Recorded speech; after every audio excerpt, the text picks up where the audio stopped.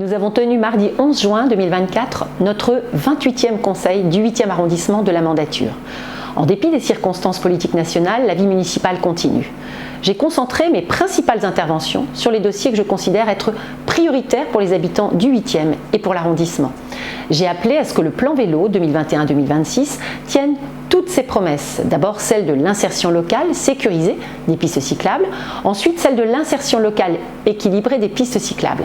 C'est indispensable car certains aménagements rompent encore cet équilibre, à l'instar par exemple de la piste cyclable du boulevard Malesherbes qui a supprimé l'intégralité des places de stationnement. Puis j'ai défendu 2 vœux et posé une question orale. Mon premier vœu concernait l'avenir du projet de groupe scolaire au 25-27 rue de Constantinople. J'ai demandé que la maire de Paris informe les habitants et les élus sur l'avenir du projet de groupe scolaire de 8 classes et que dans l'hypothèse où ce projet serait finalement abandonné, la maire de Paris y crée alors un espace vert.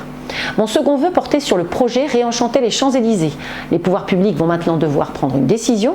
Ce qui est en jeu, c'est le champ géographique du projet, la répartition de la charge de son financement, estimée à environ 250 millions d'euros, et la qualité patrimoniale du réaménagement.